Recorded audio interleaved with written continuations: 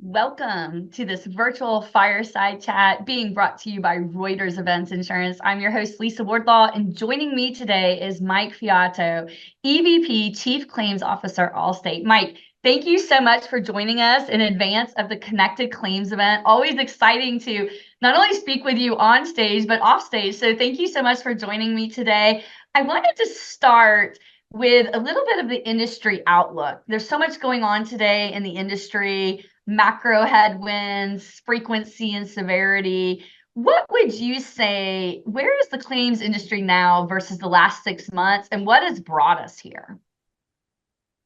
It's a good question. I think our industry is cycling faster than it really ever has before, at least in my experience. So I think we're trying not to be uh, slow followers with technology. I think AI is a good example of that, where I think we see as an industry opportunities, and rather than wait and be super conservative, I think there's a lot more movement and um,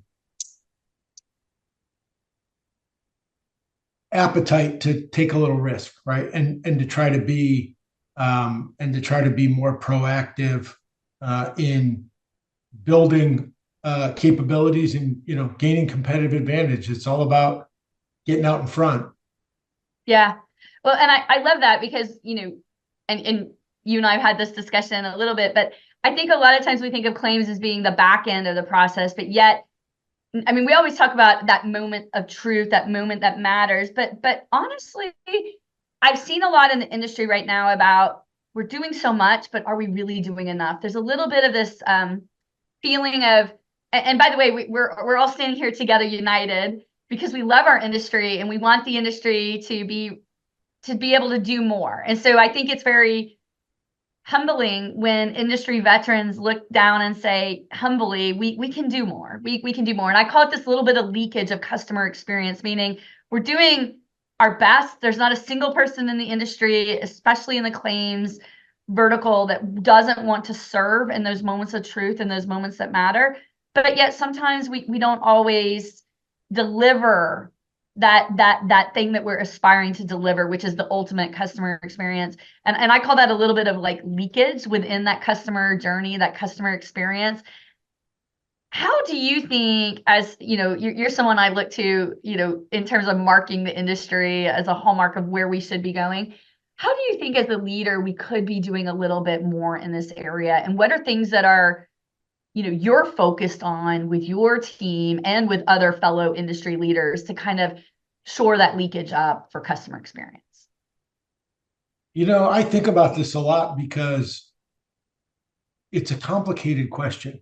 And it sounds like an easy question, but think about the dynamic within which we work in our industry. First, everything we're trying to do for our customers, either to restore them or to protect them, is met with resistance. There's some force trying to get us to do something different or to create a different outcome. That creates a set of challenges. We also have the challenge of our respective organizations expect us to be expense efficient, right? Which nothing wrong with that, but it's still challenging when you're trying to achieve other goals. And I think the third thing is, and this probably is the most important, is we have a lot of tools and technology that have come to the forefront. How do you match that with claim professional capabilities to create better outcomes for our customers? I actually think that's the big question. It's You can get enamored with the bright shiny object, but it's still ultimately this individual that we've hired, trained, cultivated that has to deliver. And so if those tools aren't uh, built and then executed on with complete synergy with your claim staff, you're going to create outcomes you're not going to be happy with. Yeah, I was talking one day about I've personally experienced a claim a year ago. It's become kind of well known because I talked about it on LinkedIn, although I never named the insurance carrier because, I understand our industry very well and I love our industry. But what really struck me, Mike, was I was on a call with this claims adjuster and she was very frustrated on this call. Not to me, but about her systems. And she articulated to me, I've got all these screens, I've got all these systems, and I can't even see what you can see in your app. And she wasn't, by the way, she wasn't being mean. She was just being human. Like she was literally just telling me, because I told her I worked in the insurance industry. She was just telling me, like, you should see what it's like on my side, right? Like I'm trying to help you. And I Yeah. think you bring up a great point, and it of course it was not your insurance company, so I'll save anybody the innuendo there. But but I can imagine this being many carriers, which is the reason why I bring this up. And to your point, you're bringing up a great perspective, which is not only adoption and use, but it's how do we take out the friction that those claims adjusters are feeling when they're interacting and engaging with flavor of the day tools that we've all strung together to enable and help.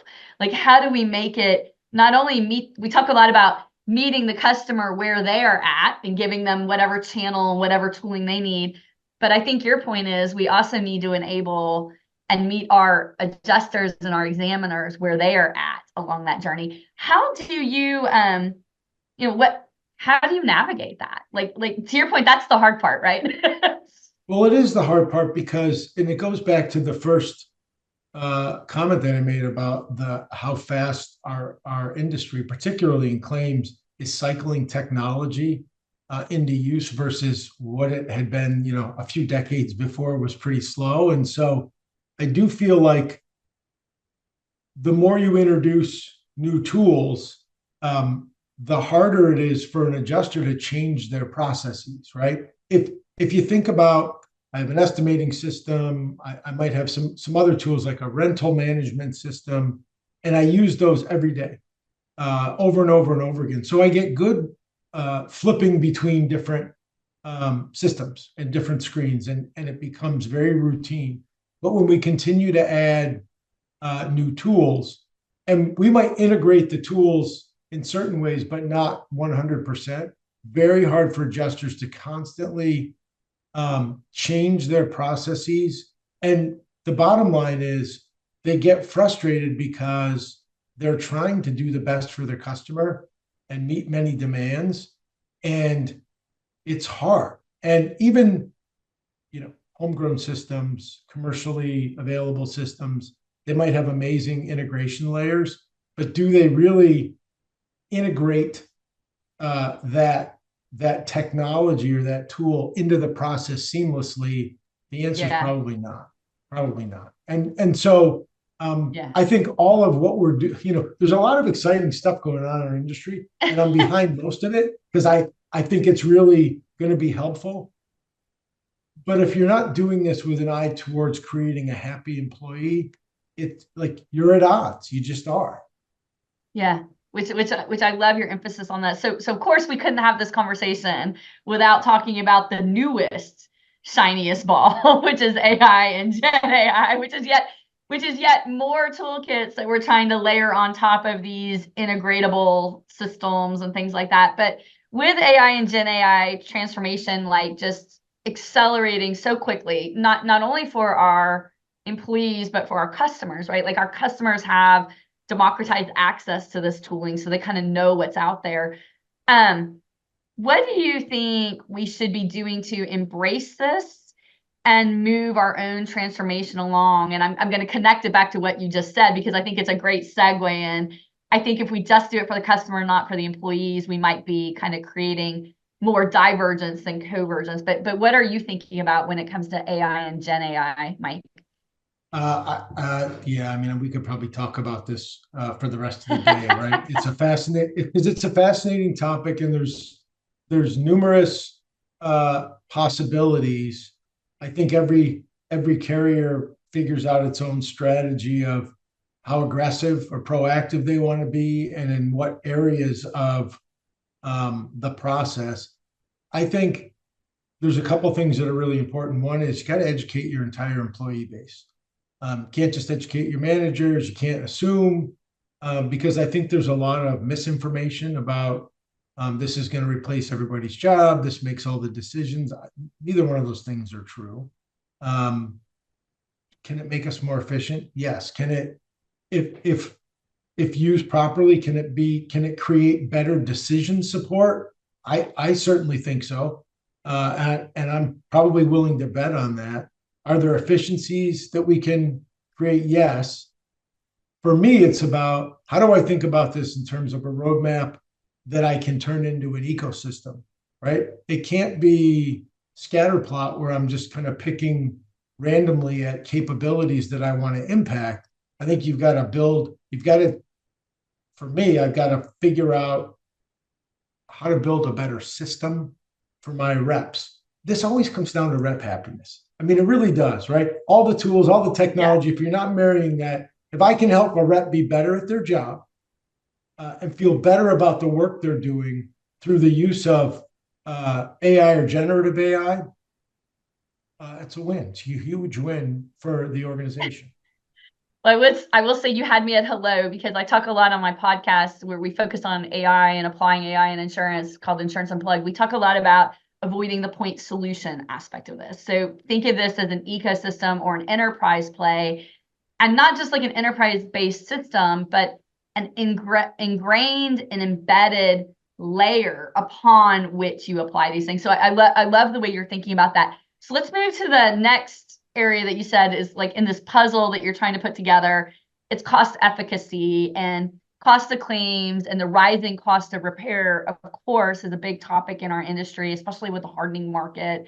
Um, what do you think insurance carriers can do or should be doing to tackle this challenge? And I know cost of claims is in and of itself a multifaceted dimension. We could probably have a whole fireside just about that. But what do you think people should be focused on when it comes to cost of claims and overall, like reducing the cost? Yeah, I mean, I think the place where we spend the most money, in terms of frequency, is probably in the repair process, right? And Yeah, so, um, and then there's the restorative process of people's homes, and I think, I think we have to embrace the opportunity to uh, define solutions that put the customer at the center of the outcome. We have lots of business partners, right? We engage with lots of folks who provide services and tools, and that's great. But we also have this whole other group of people who are actually doing the work on behalf of the customer, who aren't like in a business partnership. And right. I think we have to put a lens on this that says, how do I work with that body shop or that contractor who isn't a partner in the literal sense, but we can be partners to put that insured or claim it back where we need to put them. And I think that's hard to do. It's hard for me to do at times, right? I'm been doing this a long time. It's not the approach that was used for a long time. But I think there's a lot of economic pressures on everybody, carriers, vendors, suppliers. It's all out there, and I think everybody's trying to do the best they can. And if the lens is let's work together versus let's be at odds, I think being at odds is inefficient. I think being at odds is not good for the customer. Doesn't mean giving away things you shouldn't give away, but it means having a different view, right? Yeah. And I think I'm trying that on, right? I'm asking my organization to be more thoughtful in that way, and to the degree that it creates better outcomes, awesome. I wish I had the magic wand to change the economy and change the trajectory of the cost of repairs and the cost of labor, but I don't. So in that sense, it's like the other, you have to be thoughtful about solutions. Yeah. I love that I every time I meet with you, I learn like another layer, but I love your lens on we have to be willing to try new things on that's not how we used to behave as businesses. It's not necessarily contractually what we're obligated to do. And that it kind of ties to that hashtag that we use a lot when it comes to claims, which is like, do more. Let's do more together. Let's do more as an industry, because at the end of the day, we actually all aspire to support our customers in the greatest way possible. So I love what you said, you're willing to try new things on. So with that in mind, and we come to the end of this very brief fireside, what would you expect to see in claims over the next year or so? What's your outlook, Mike? And we'll say we heard it here first. I I don't think the cycle of development and delivery changes. I think it stays at a very fast pace. I don't think the economic pressures necessarily ease materially. Um, I think the economy might change a bit, right? And I think a lot of carriers have gotten rate. I think maybe some carriers who are really struggling with profitability start to do a little better. You know, when you take as much rate as we've had to take as an industry, there's an outcome to that. Um, I think the expense pressure doesn't go away. Um, so I would say status quo to a degree, with lots of opportunities for internal to your own company change and progress, because we all have a plan. And to the degree that the environment cooperates and we can execute on that plan, that's pretty exciting. I love it. Well, thank you, as always, Mike, for being with me on this virtual stage today on a fireside chat. Thank you, audience, for listening in, and hopefully we will see you at Connected Claims. Thanks, Lisa. Take care.